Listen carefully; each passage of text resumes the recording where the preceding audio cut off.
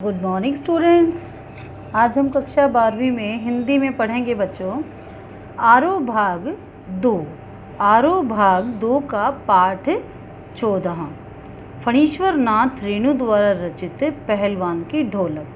फणीश्वर नाथ रेणु द्वारा रचित पहलवान की ढोलक आज हम ये पाठ पढ़ेंगे। इससे पहले हम लेखक के बारे में जानते हैं बच्चों, लेखक परिचय।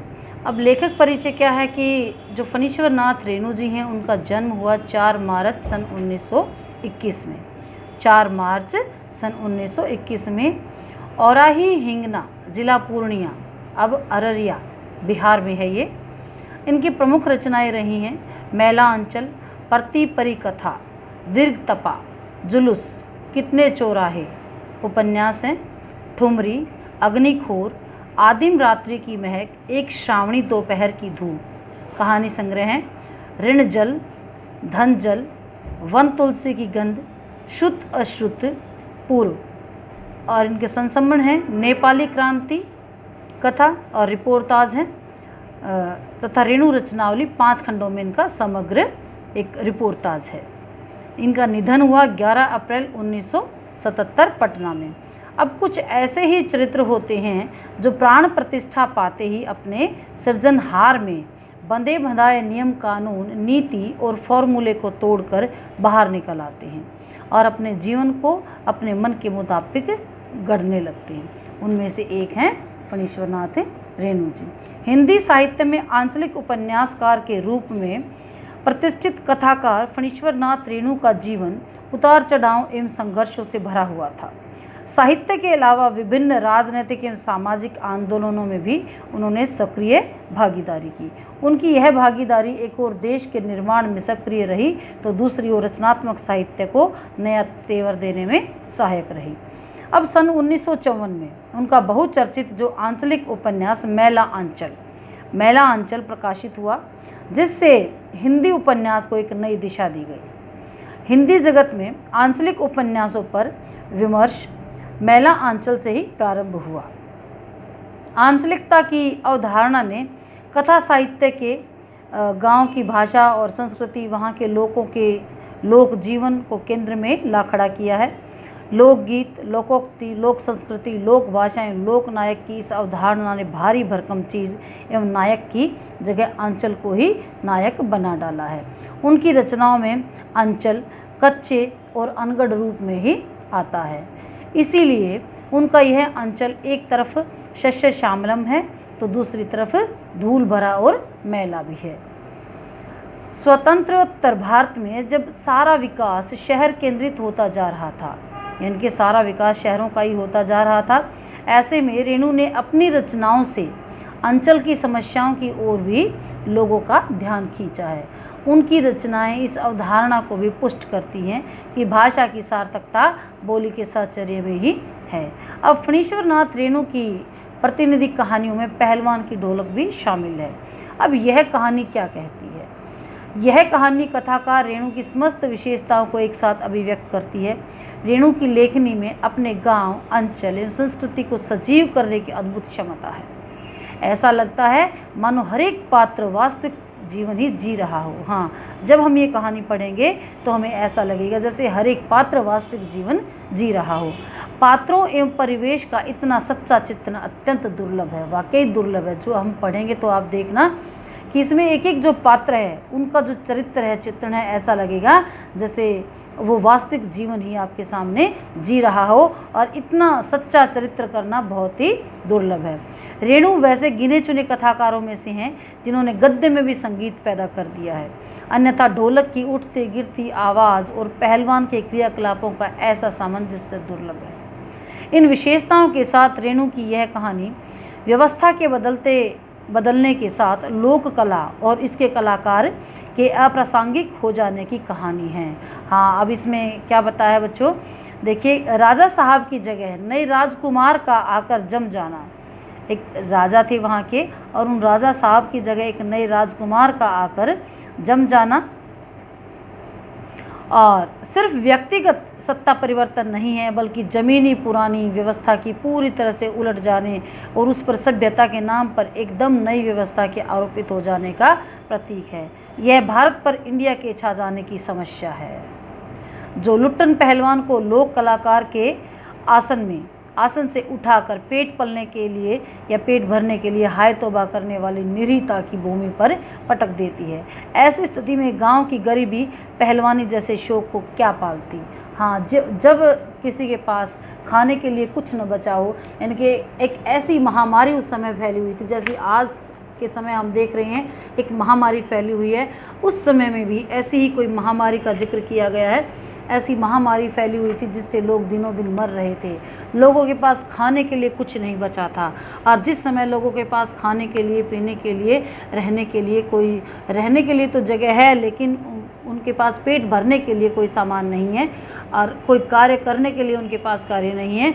ऐसे में इंसान मर रहे हैं। रोज़ रोज़ जब भी सुबह वो उठते हैं तो हर कोई तीन चार लोग वहाँ की बस्ती में ही मरे हुए मिलते हैं, और इतने गरीब हो गए हैं उस समय लोग कि उनका दाह संस्कार भी नहीं किया जाता, और सीधा कहते हैं कि क्या करना अब दाह संस्कार करके, चलो इनको सीधा नदी में ही क्यों नहीं दे आते।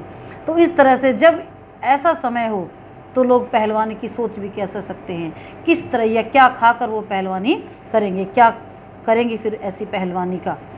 तो ऐसी पहलवानी के शौक भी क्या पालते। फिर भी पहलवान जीवन ढोल के बोल पर अपने आप को न सिर्फ जिलाए रखता है, बल्कि भूख व महामारी के दम से तोड़ रहे, भूख व महामारी से दम तोड़ रहे गांव को मौत से लड़ने के लिए ताकत भी देता रहता है।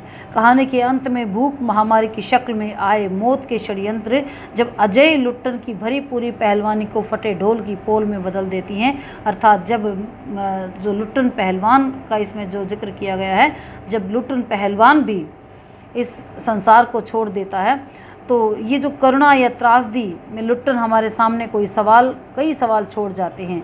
वह पोल पुरानी व्यवस्था की है या नई व्यवस्था की है? क्या कला की प्रासंगिकता व्यवस्था की मुखापेक्षी है अथवा उसका कोई स्वतंत्र मूल्य भी है? अब मनुष्यता की साधना और जीवन सौंदर्य के लिए लोक कलाओं को प्रासंगिक बनाए रखने हेतु हमारी क्या भूमिका हो सकती है? निश्चय ही यह पाठ हमारे मन में ऐसे कई प्रश्न छोड़ जाते हैं। अब देखिए बच्चों, इसमें क्या बताया है, थोड़ा सा मैं आपको सार इसके बारे में थोड़ा सा बताना चाहती हूँ, उसके बाद हम पूरा चैप्टर पढ़ेंगे। अब एक बार एक लुट्टन पहलवान, हालांकि नाम तो लुट्टन ही है, पहलवान तो वो बाद में ही बना है। लुट्टन नाम का एक 9-10 साल का लड़का, जिसके कि माता पिता की मृत्यु हो जाती है और उसका विवाह हो जाता है। अब उसका विवाह होने के बाद वो बहुत छोटा ही है, अब उसका पहले के समय में बाल विवाह कर दिया जाता था, 9 साल की उम्र में उसका विवाह कर दिया, और उसके माता पिता नहीं थे, उनकी मृत्यु हो चुकी थी। तो उसकी सास ने जो है उस बच्चे को पालन पोषण किया, और गाँव के बहुत सारे लोग जो हैं उसकी सास को परेशान करते थे, इसीलिए उसने क्या किया कि उसकी सास को परेशान करते थे, इसीलिए उसने बड़े होकर अब बहुत ज़्यादा खाना पीना शुरू कर दिया, और अब वो पहलवानों की तरह से अकड़ कर चलने लगा था।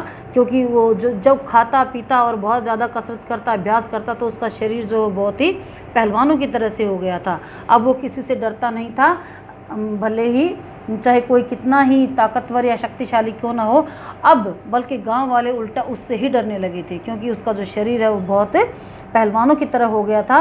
अब सब लोग उससे डरने लगे थे, और वो सभी को उठाकर पटक भी देता था, और बिल्कुल चौड़ा सीना करके ऐसे तन कर जब चलता था तो सभी लोगों की दुम दबती थी। अब एक बार क्या हुआ कि उसी के इलाके में, आसपास के इलाके में जो राजा जी थे, वो कोई दंगल करवाते थे, कुश्ती करवाते थे। अब उस कुश्ती में बड़े बड़े नामी पहलवान आए थे। एक तो पंजाब से, जिसका कि नाम ही शेर का बच्चा, उसका टाइटल दे रखा था, उसका नाम ही शेर का बच्चा था, और वो शेर का बच्चा उसका नाम था जो पहलवान का। तो उसके साथ उसने कहा कि राजा साहब मैंने कुश्ती लड़नी है। अब बाकी जितने भी लोग थे उन्होंने कहा कि हाँ, तुम्हारे पास ना तो कोई गुरु है, ना तुमने कहीं से शिक्षा ली है, और तुम ऐसे नामी पहलवान के साथ कुश्ती करोगे? नहीं, तुम नहीं कर सकते।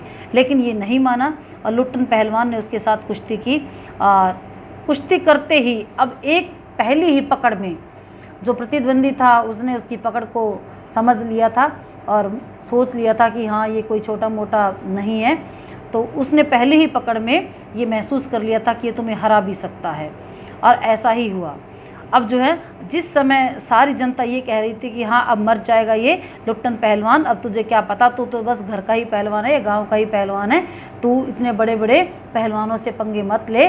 लेकिन ये नहीं माना और राजा ने भी उसको इजाज़त दे दी और उस दूसरे पहलवान के साथ जब इसने कुश्ती लड़ी तो ये उसमें जीत गया। अब जैसे ये जीत गया तो राजा जी बहुत खुश हुए और उन्होंने खुश होकर अपना राज पहलवान इसको घोषित कर दिया। अब राज पहलवान घोषित कर दिया तो ये राजा के दरबार में ही रहने लगा, लेकिन दुर्भाग्यपूर्ण उसकी पत्नी की मृत्यु हो चुकी थी, लेकिन उससे पहले उसने 2 पुत्र रत्नों को जन्म दे दिया था।